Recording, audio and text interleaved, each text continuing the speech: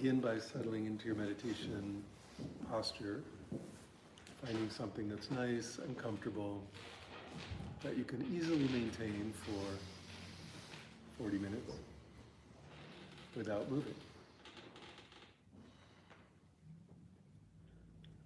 And as you're settling in, just feel your body sensations in the most simple way.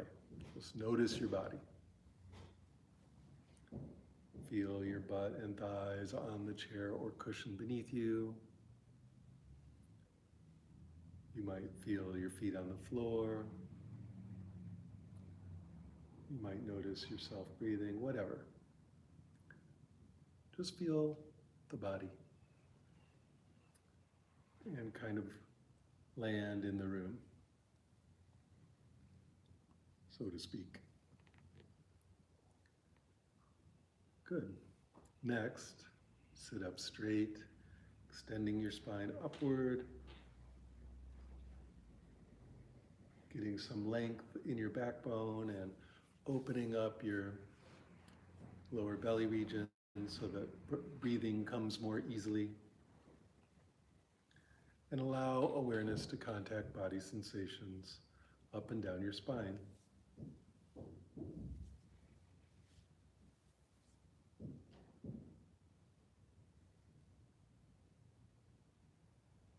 Notice how sitting up straight brightens your attention. You're sitting at attention. And yet you're in a calm, reposed asana. And so there's this sense of both alertness and relaxation, which is, in a way, the essence of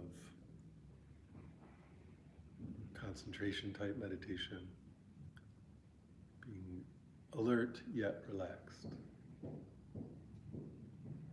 So notice that, in a way, your body is already meditating. It's already alert, it's already relaxed.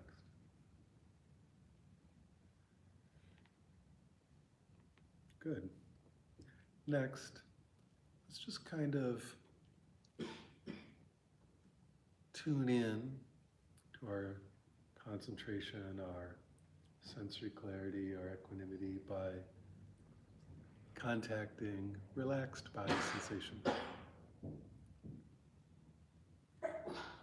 Relaxed body sensations are anything that is soft or gentle, or loose or open, at rest, at ease, very quiet or very still, barely there at all, whisper light, that kind of sensation. Those are relaxed body sensations, and wherever you find those, all the way from head to toe, just tune in to one and label it relaxed, and then really feel into the details of that relaxation, staying with it for a little while in a very, very smooth, open, easy manner before moving on to another relaxed sensation. So you're just using the label relaxed and feeling relaxed sensations to bring yourself into a concentrated state.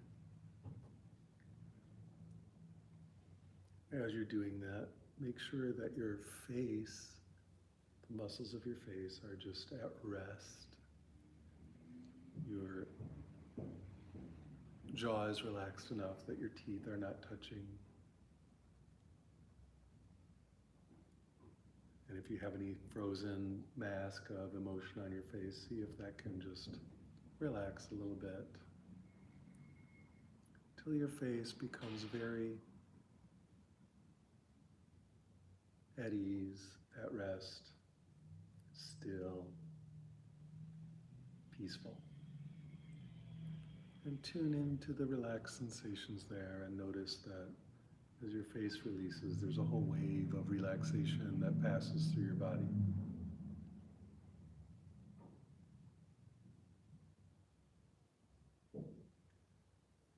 And then next, let go of any sense that you're ready to move your arms or hands. And instead, your arms and hands come to complete, total, 100% stationary repose, so that they're just like wet sandbags. They're just totally plopped wherever they're at, with no readiness tension, no sort of like sitting at idle but still ready to move. They are now completely parked. And as you tune into relaxed sensations there, notice that a wave of relaxation passes through your entire body.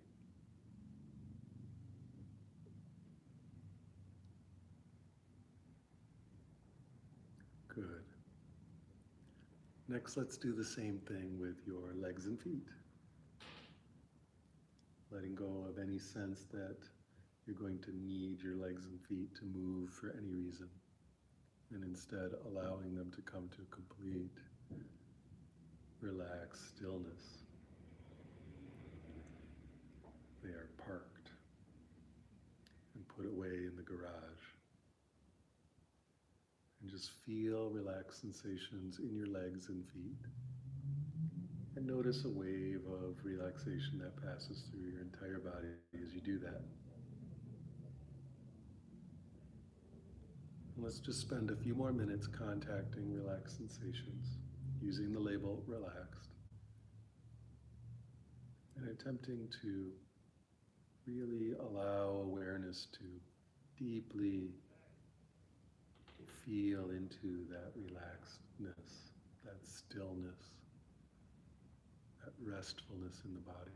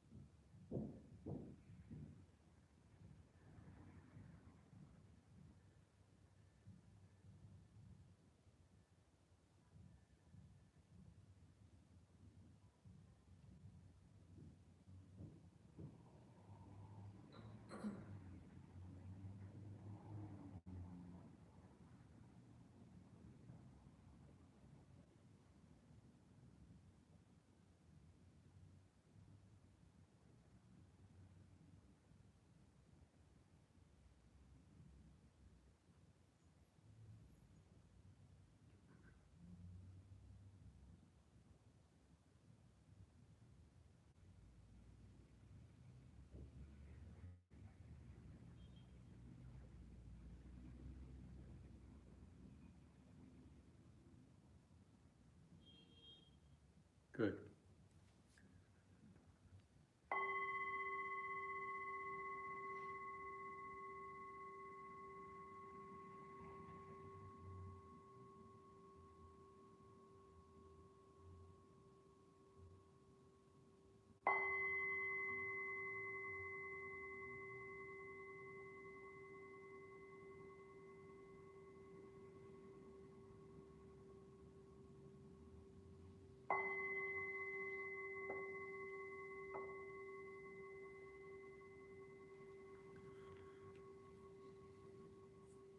Good.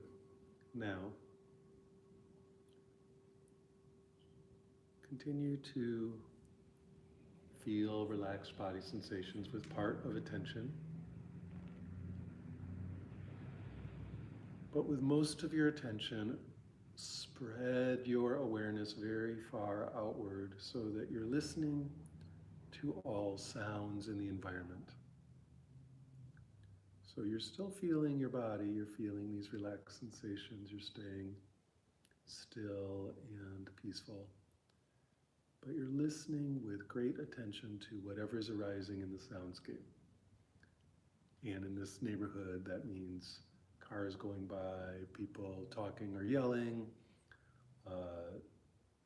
the person clomping around in their platform, high heels upstairs, sometimes the sounds of the plumbing, sometimes the sounds of my voice, sometimes the sounds of other people in the room moving, making sound. So you're just listening, but you're listening with this panoramic attention. It's not one-pointed, it's broad, broad focus, very wide. And the mood is that you are like a listening station or a microphone, just hearing everything, but latching on to nothing. You're not resisting any sound, you're not eagerly grabbing after any sound. It's just interested,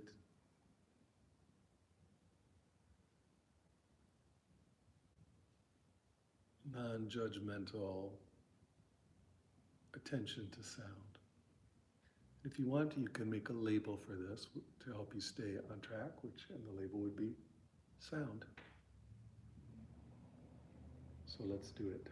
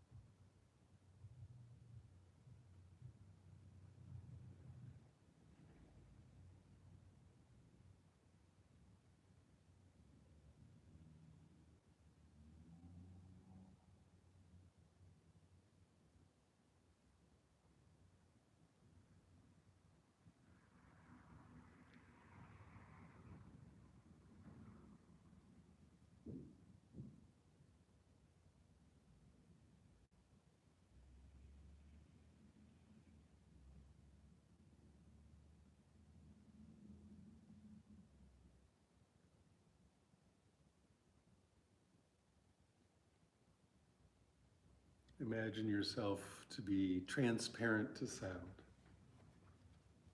The sound comes in and moves through you, or just moves through you, hitting no impediments, hitting no resistance, hitting no Velcro.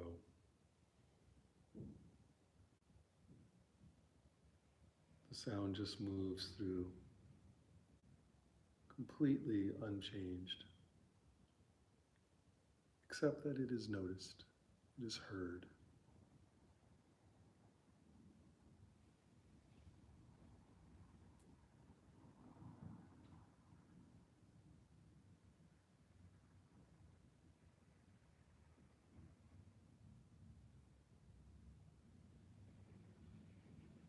Each time your attention narrows down, try to open it wide to just hear all of sound.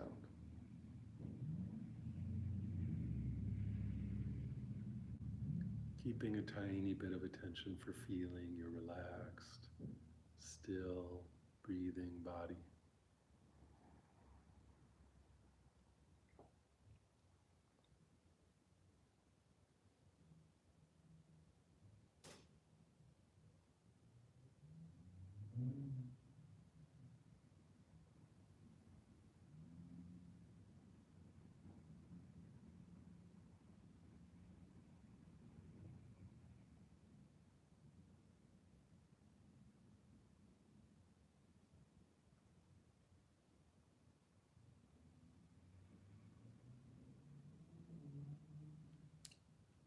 Remembering to make the label sound can really help.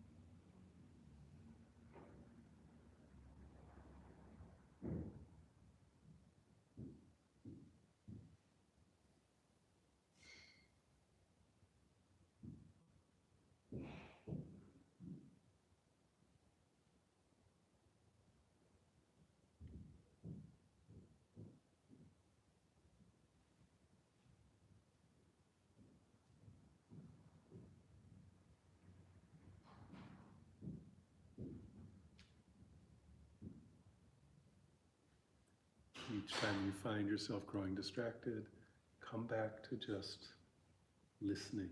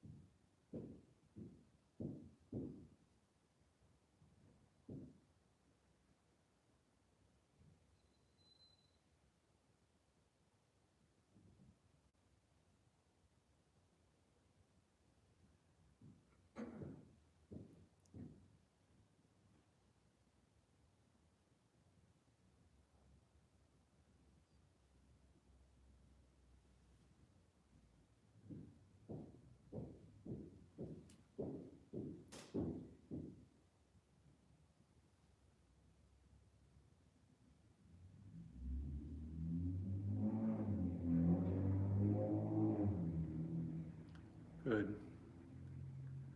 Now let go of that. And next, I want you to do something similar but different, which is to listen to your own mental talk, your own verbal thinking. If verbal thinking is available, just listen to it. But you listen to it as if it is just some sound.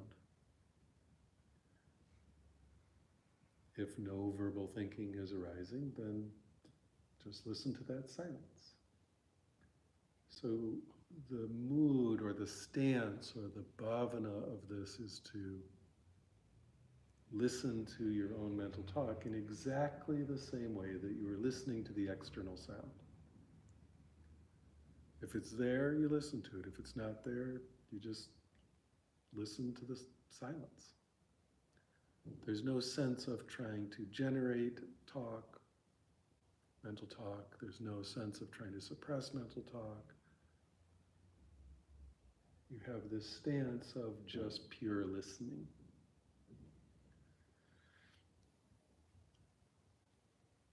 In this case, making a label for most people is a little tough because the label itself is mental talk. But if you want a label, you could say talk in your mind. You would just want to be sure not to label the label unless you like Sisyphusian futility as part of your meditation. So simply listen to mental talk or the absence of mental talk. Go.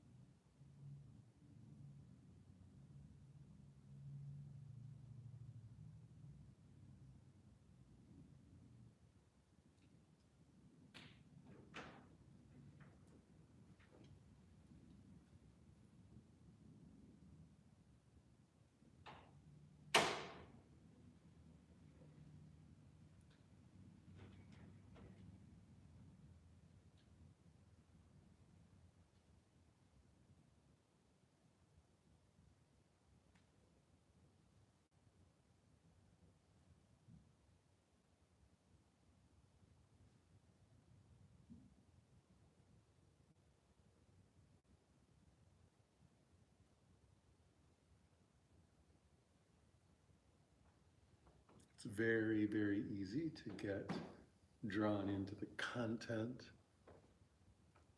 the meaning of the sound of your internal speech. And that's what you want to notice if it's happening, and then you just pull yourself back out, not involved in the meaning of the thought.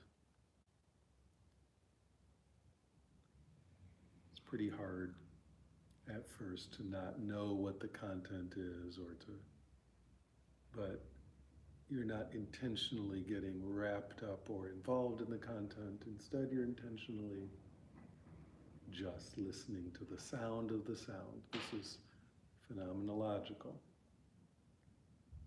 How does it sound?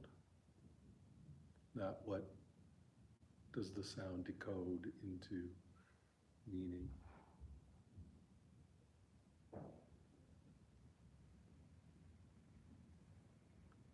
Just keep listening as if the thoughts in your head are simply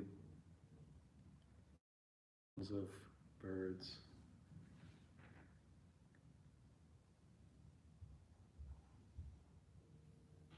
or the sound of the rain on the roof,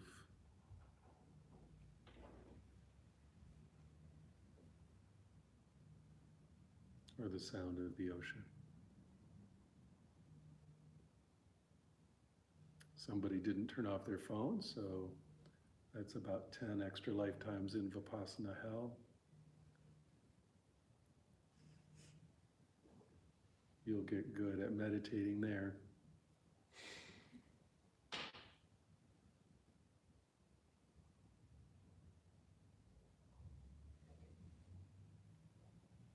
I'm not sure which part of don't move at all was unclear, but tried to remain perfectly still if possible.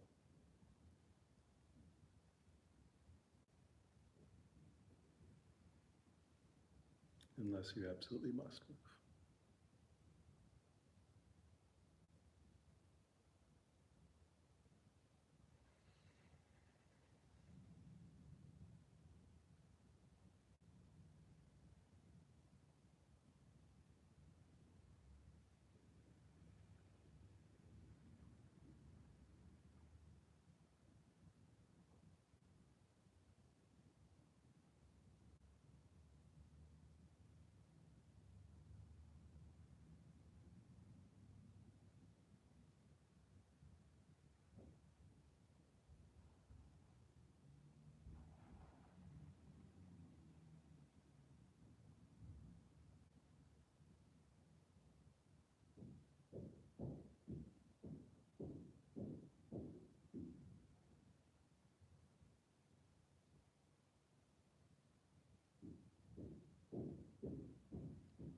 Again, each time you find yourself lost in those thoughts, come back to observing the thoughts. You're observing them by listening to the sound of the mental talk. If it's there, if it's not there, you're listening to that quiet, beautiful, still, peaceful quiet if it's there, or the sound of your own mental chatter if that's what's arising. We are not trying to get one or the other. We are trying to pay attention to whatever's arising in that space with great clarity and total non-choice.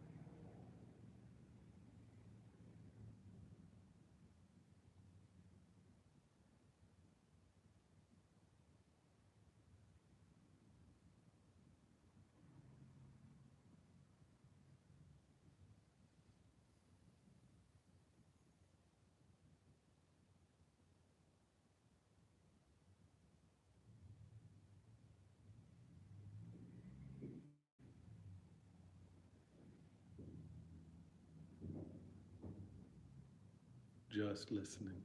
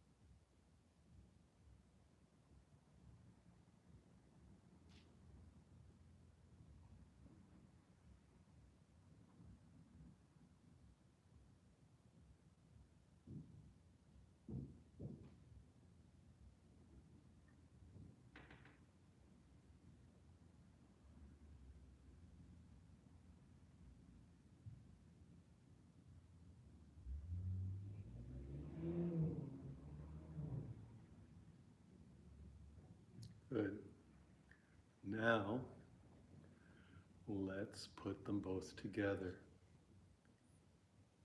so that you're simply listening. You're listening to external sound and internal mental sound together with no distinction.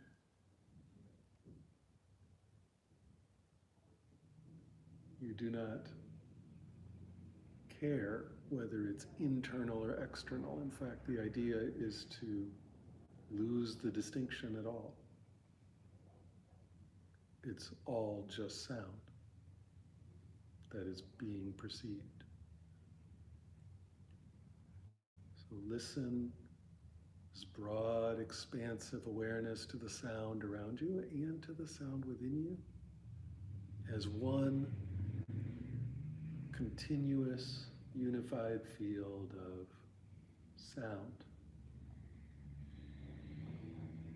And listen to it all with this same stance of neutral, choiceless, very, very detailed and specific awareness. So it's really bright and crisp and clear. You're hearing the sound of the sound, but the stance is just listening.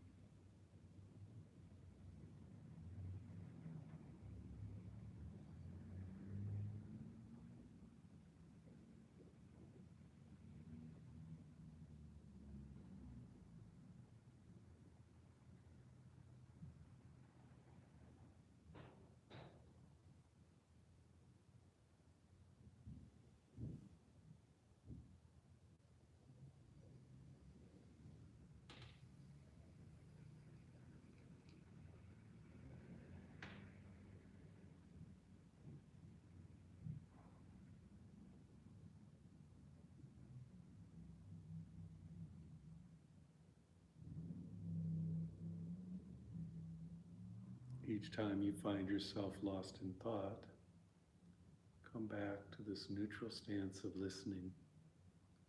And one trick here is that external sound can serve as a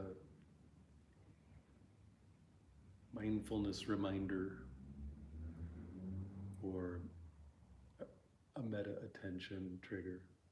So use the external sound to help you remember to not be wrapped up in the internal sound.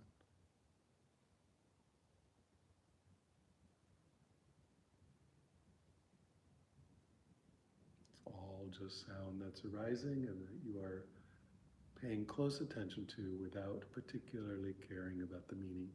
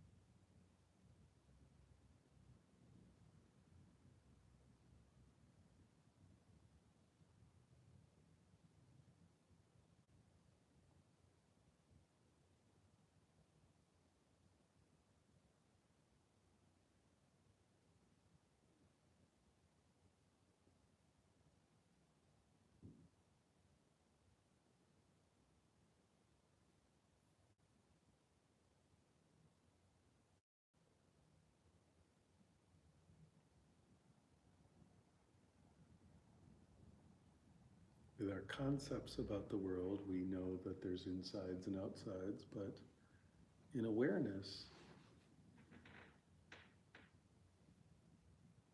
there is no inside and outside. There's just sounds arising. The division you make in the sound is a concept that you're overlaying on experience, saying, well, that's an external sound and this is an internal sound. But that concept is something extra. That's a thing you're adding on to experience. The experience itself is just sounds. Now, of course, being able to distinguish between internal and external sound is important for normal operation of the human vehicle. But it's interesting and important in meditation to be able to let go of that conceptual overlay and just hear it all as one uniform field of sound. No inside, no outside. It's all naked, wide open, undefended, unified.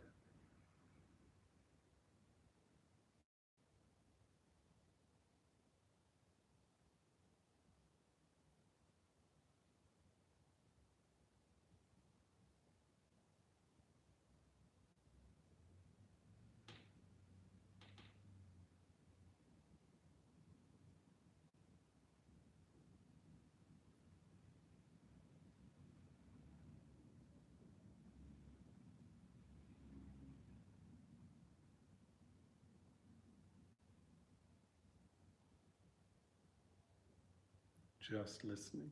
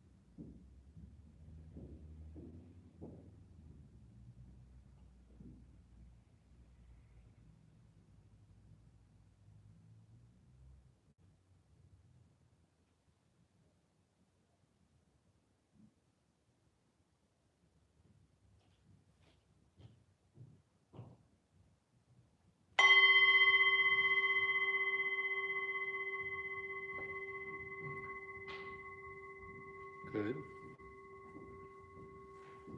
Now let go of that and allow awareness to also contact the sights of the room and come back into the body in a way that allows it to move and stretch.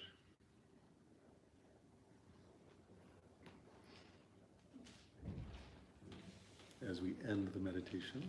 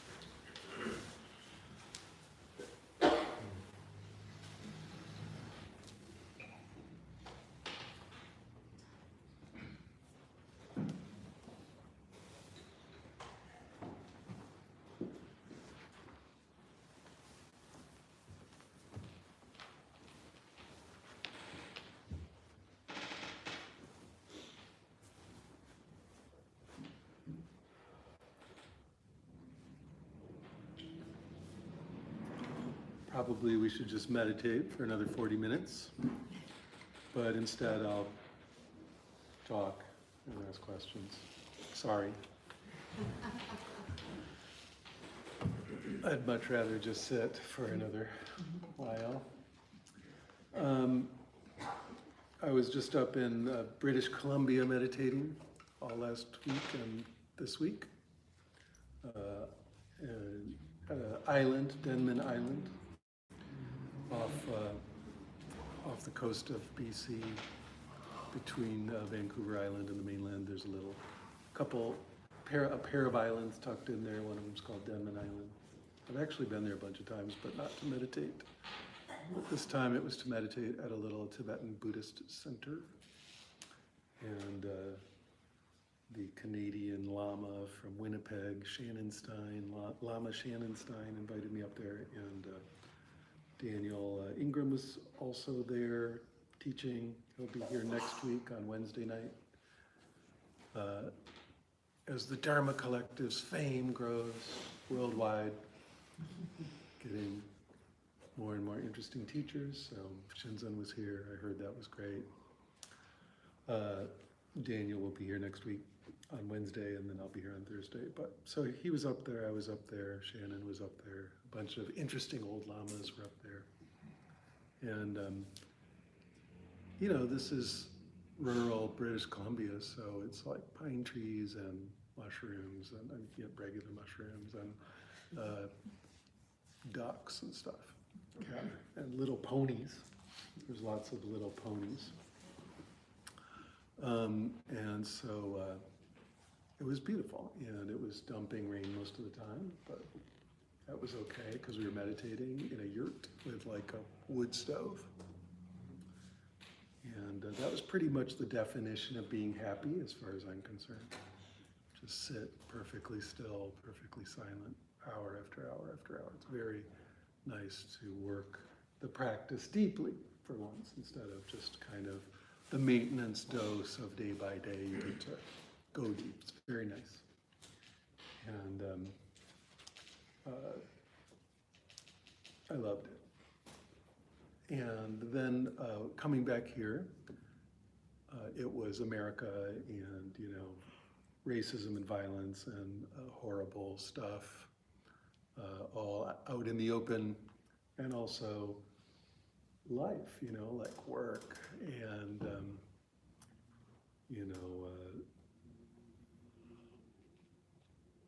while I was gone, my mom had another stroke and a series of little mini strokes, and she's back in the hospital, and that's not going good. And, it's like life.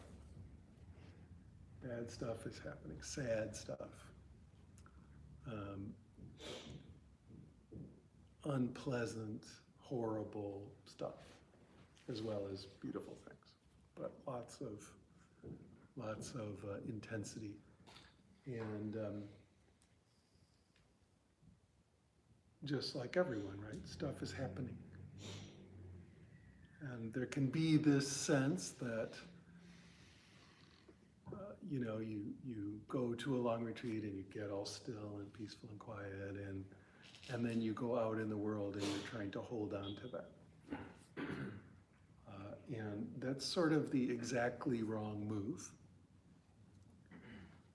Like, oh, you're taking my buzz away. Like, don't take my buzz away.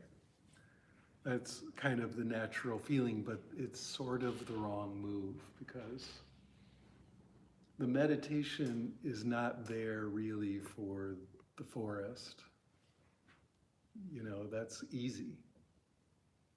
It's there so you can deal with the stuff and work with the intensity of life. And so it's almost as if your meditation is making it so you're like more sensitive and more just wanting to be in your little kuti, your little cabin or whatever, meditating. I mean, I get that, and I'm like that too. Geez, it'd be really nice to just go be quiet again. Totally understandable, and yet the point of it is not to make you more that way, but to make you more ready to engage back in the world, more resilient to handle all the stuff that's arising, more able to engage with life in a very positive and helpful manner, but also not in the sense of being like insulated from it. Like, well, I've got my retreat energy like a blanket, and so none of this touches me, which is another kind of move we can make of like sort of almost, it's like this is spiritual bypassing, right? I've got my retreat blanket or my retreat armor, and now none of this has to really be real, and I don't have to feel too much about it. And that's not what you want to do either. Right? The whole point of the practice is now when big emotions arise, you can feel them instead of having to numb out or protect yourself from it or avoid it or pretend it's not there. You can use that as practice, or you can just use it to help engage with life more deeply, more fully, more vibrantly. And so you can see over time, you can see in a very general way, but it's really apparent that people who meditate a lot sort of divide into two paths. And those two paths we could call the people whom everything bothers, and the people whom nothing bothers. Those are sort of the extreme positions, but that's the idea. You can just become more and more sensitive to everything, and more like sort of delicate with your and oversensitive, so that in a way your meditation is just kind of driving you out of life more and more. And you get to do that, right? That's your choice. It's not like that's some kind of crime. Okay, be sensitive and quiet. But in my sort of view of it, that path is limited. You keep just getting more, and your circle of life gets smaller and smaller, and the stuff you can do, and the stuff you can enjoy, and the stuff you can engage in, and the stuff you can handle just becomes less and less. And like every smell is too much, every sound is too loud. And sometimes we can go through a phase like that, or go through phases like that in meditation, but that's just a property of the stage of meditation you're moving through right then. But as an overall result of your practice, long term, in my opinion, it's, non-ideal to have it become limiting in that way, so that it's making you more and more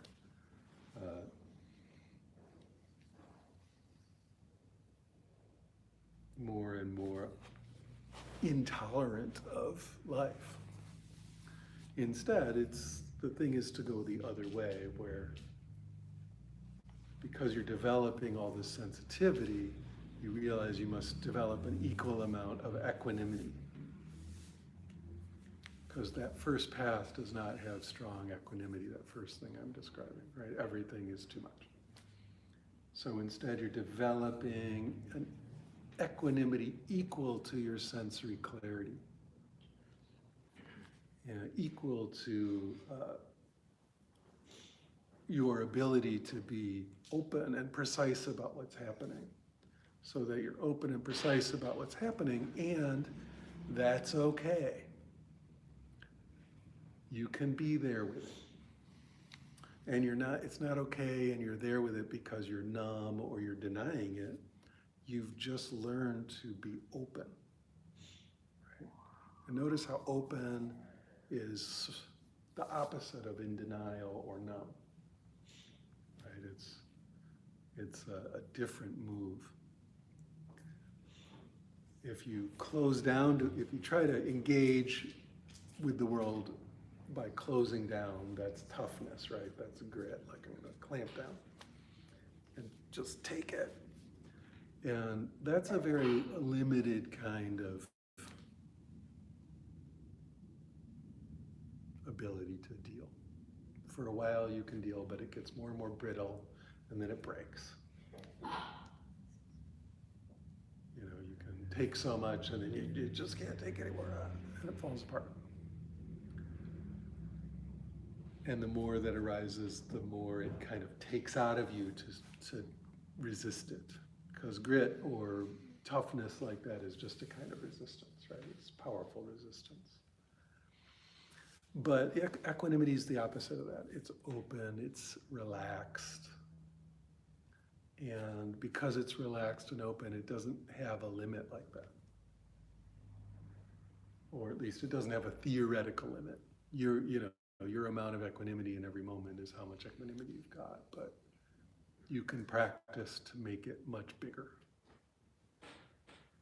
or much more able to just be with what's happening.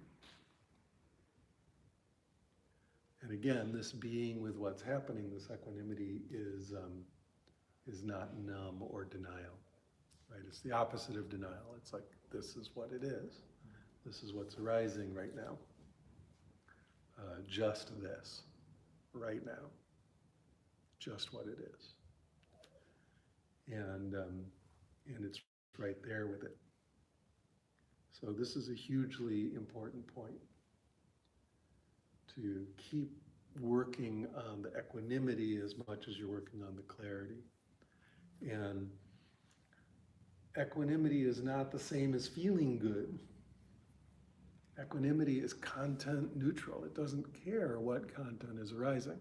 So just to say it in a really strong way, you could have homicidal rage arising. I want to kill everyone right now. And have perfect equanimity with that, right? You have this neutral, open contact with homicidal rage. And so you don't have to go out and do anything, right? You just can sit with it. It's when you can't sit with it that it becomes a big problem for the world. Or I'm so sad, right? You're so sad. Feel incredible sadness, but you have this neutral, aware contact with it, right? That's equanimity. So gentle matter-of-factness, as Shinzon's always describing it. So it's matter-of-factness, but it's not like, rubbing your nose in it. It's reality, not like it's gentle, It's like, okay, this is what's happening right now. And so that ability to have equanimity, to be what's arising, does not mean you are somehow placid or always in a good mood no matter what's happening. My dog just died and I feel great. Like that, that's not equanimity.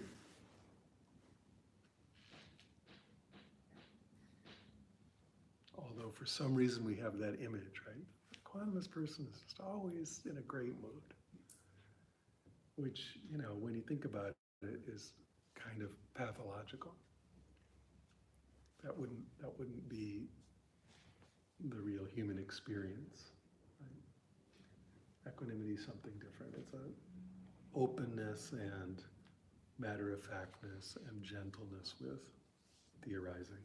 And so that's what makes the difference between those two types of practitioners, or those two paths in practice. And if you are someone who's gone way over on the oversensitivity or the high sensitivity path, like you're now the prince or the princess and the pea, every little thing totally disturbs you, I recommend working on equanimity. It's not too late. You just start trying to greet whatever arises with openness and gentleness, and if possible, non-reactivity. Right? So of course, this sensitivity leads to reactivity, and so just saying greet it with non-reactivity sounds like saying, well, just quit being such a dick, or something. It sounds like unhelpful advice, but it actually is exactly what you do. You just try to have a little bit of equanimity with things that are very, very mild. And then when you get good at that, you have a little bit more equanimity with things that are just a little less mild. And so on, and just keep building it up, building it up, building it up, building up. Being very careful to notice the difference between like just tensing up and taking it versus, what really are your limits and what really is what your equanimity can work with.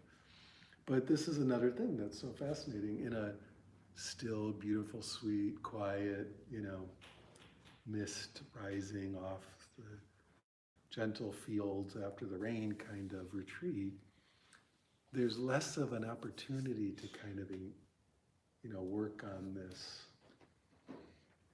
heavy equanimity because the environment is just so awesome, right? It's really a nice situation.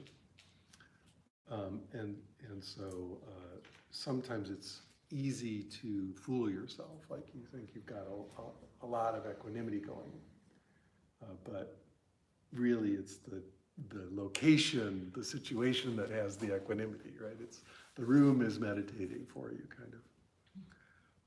And so, life will definitely, even in those kind of retreat situations, give you stuff to work with, like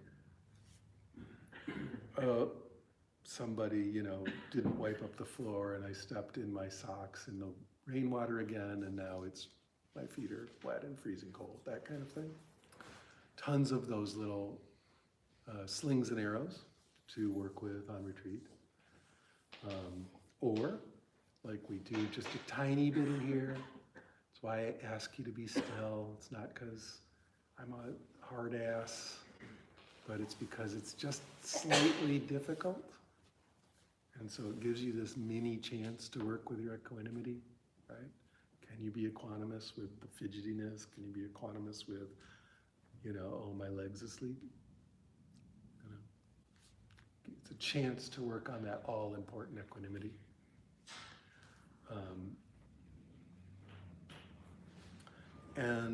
So even in nice, really beautiful meditation situations, there's always something to work with that's a little bit uncomfortable. And of course, in some traditions, they ratchet that up a bit, and it's like, yeah, we're going to sit still for 3 hours, which is, not that uncommon, right? That's a real deal. And then we're going to sit still in full lotus position for 3 hours, that kind of thing. And that's pretty uncomfortable for most people. So they're really amping up the difficulty so you can work on your equanimity so that when you then are out in the world, you know how to handle things like emotional pain or the various tragedies of samsara. You're not numbed out or tense or fleeing or trying to get away from them. You're engaged and present and sensitive and alive and alert and with it, present in the moment. Right? That's really what we're doing here, is trying to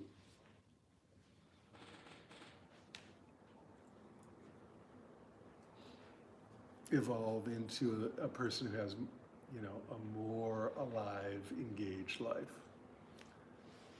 Not someone who's creating an ever smaller circle of themselves through ever increasing inability to cope.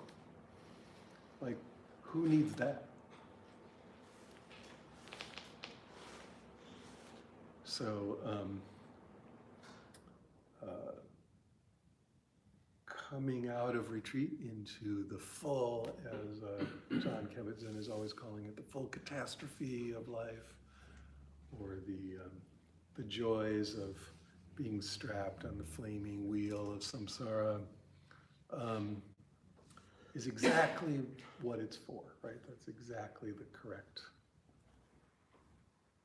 and appropriate use, in quotes, or expression of your meditation, is to be in the world, to be engaged, to have more resilience, to be able to help others, to be present, to be more real and vulnerable and alive and able to express love and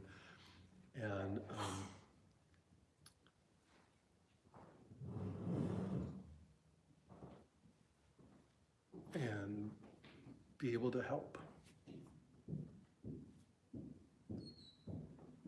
So questions or comments or reports about all that, or anything else to do with this?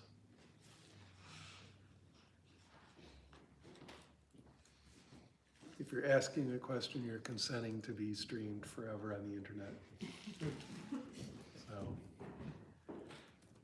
yes? You mentioned the extreme of being sensitive, oversensitive, and then didn't fully get maybe the other extreme, and I'm personally interested in that. That's what I was describing the whole time, is the other extreme of just being able to engage with equanimity. Okay. Maybe there's a third way that isn't... What's the third way? I'm asking about it for myself. Sometimes I'm described as numb, or people describe me in that way. Do you feel numb? I don't feel numb. Okay. So I'm just wondering, maybe I've mastered equanimity, maybe I haven't. Do you have strong emotions? Sometimes, very occasionally. So not much? Not much. Okay. And why is that? I don't know. It feels like a quality of me when I compare myself with others for decades, since I was young. Even so, since you were little, people have reported that you have like fewer emotions. Yeah. And I mean, I could explain it in some psychological ways. My dad was really violent, and I wasn't allowed to be violent or angry and things like that. I was taught not to be, and that has some possibility of being true. Yeah, so maybe some trauma of some sort, that kind of thing. Yeah. So, like I was describing, there's the possibility, I'm not saying this is applying to you, but there is the possibility of sort of numbing out or checking out from that engagement or engagement with what's arising emotionally. And maybe you can be engaged, or one can be engaged in other things instead, really heavily, right? The things of, the mind or creativity or something. And I would say that to some extent, you might want to investigate, one might want to investigate even tiny little hints of emotion that's arising. Since that's arising, it's something you can notice. And that might just be interesting. It might not, but it might be. It's one thing that early Buddhism and later Buddhism disagree with each other about, right? There's not just one Buddhism.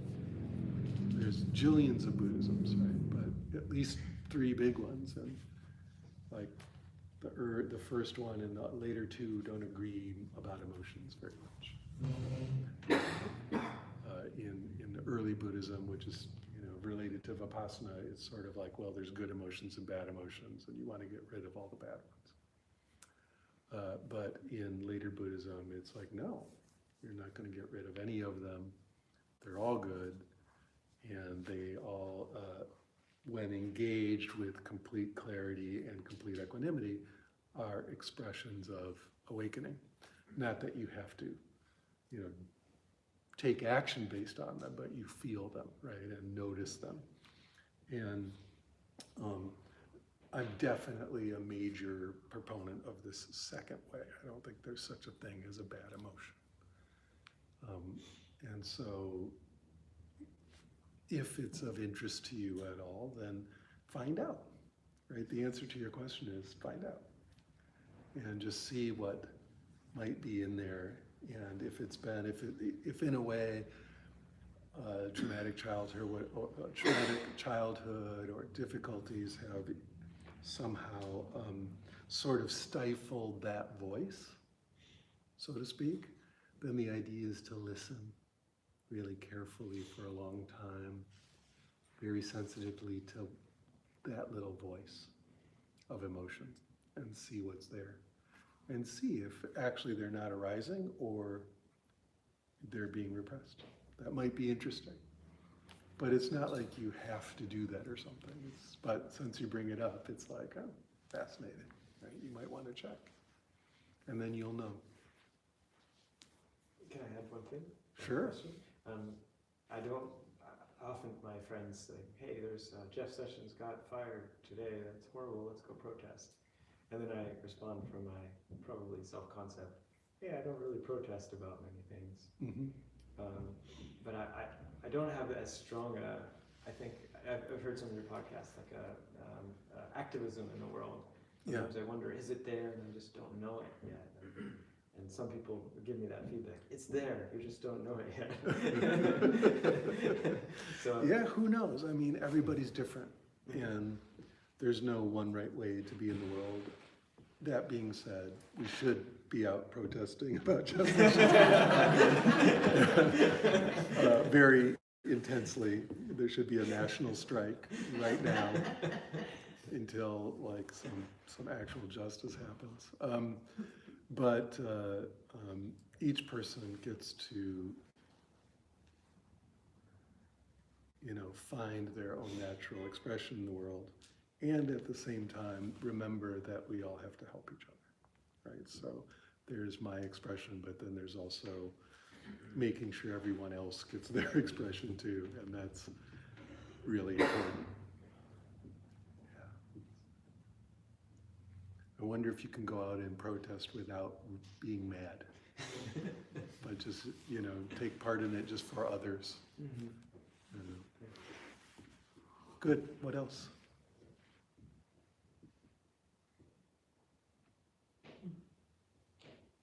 I don't think I was ever mad when I was protesting.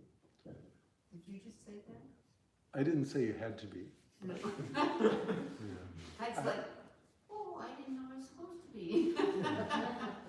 I used to just protest. Yeah. I thought everybody thought like me.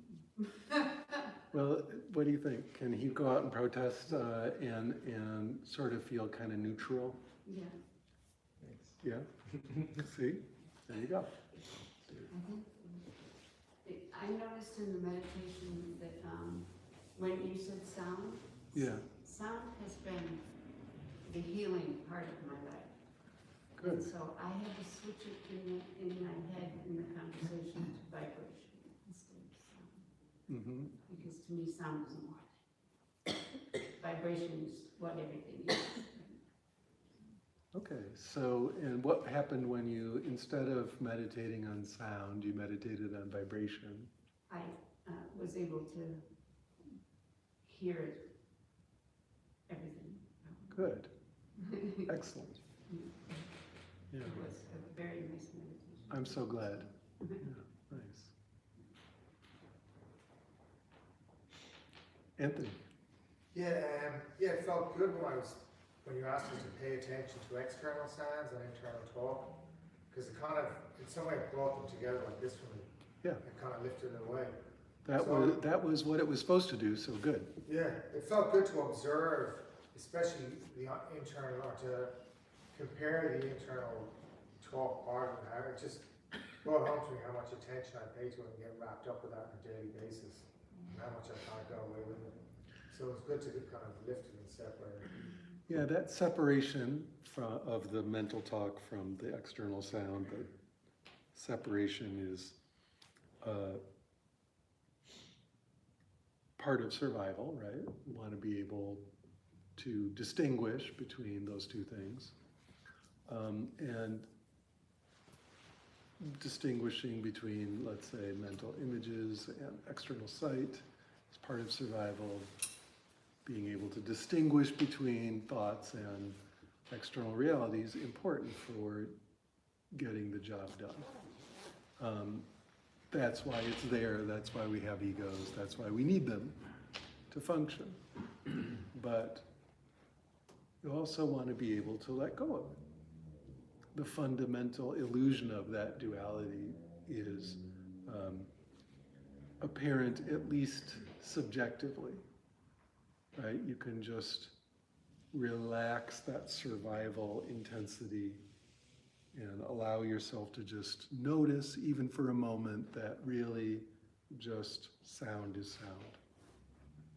Listening is listening. There's no inside and outside. And in a way of talking about it,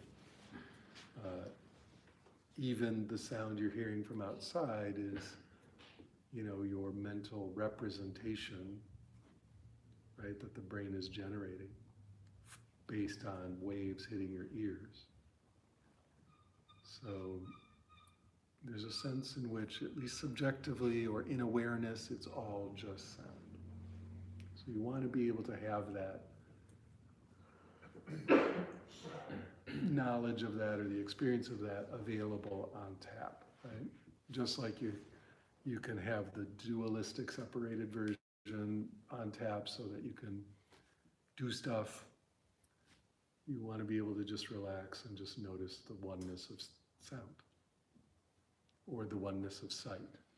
We were doing the fire casino work up in BC, which is like, using externals, sight and internal image together and mixing them till you can't tell the difference. It's like eidetic imagery. Eventually, things that would normally be obviously mental images are just, you just see them in front of you. So the field is getting unified. That whole idea of I'm one with everything, or, having the union of internal and external, it's not, some kind of mystical crack. It's that the sense fields start to merge, right? And of course, you might not want to have that happen while you're driving, at least until you're really used to it. But when you're sitting and meditating, or standing and meditating, or slowly doing walking meditation or something, experimenting with the union of these sense fields is interesting, right? And that's just one kind of sense field union that happens, internal, external, like external sight and mental images, or external sound and mental talk. But, over time, all sensory experience is just one field of experience. You can't tell if it's sight or sound or body sensation. It just is sensation of some kind. Right? And you can see how that might not be that useful for doing your tax return, but it's incredibly powerful for awakening, or incredibly powerful for enjoying your life. So we want to have both experiences possible.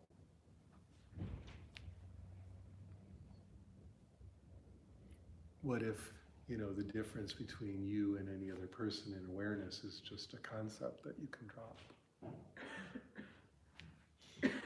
keep adding that in awareness or in experience because I'm not making a claim that that's somehow literally true externally, but it can be true in experience or true in the field of awareness. So, and that's the part that's transformative. It's the part that's powerful. What else, you all?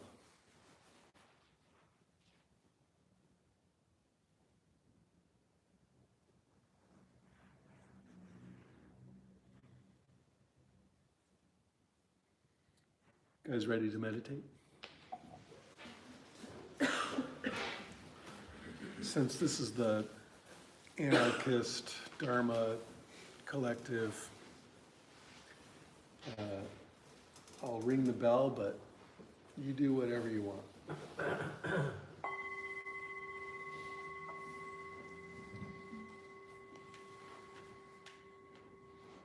While causing no harm to anybody.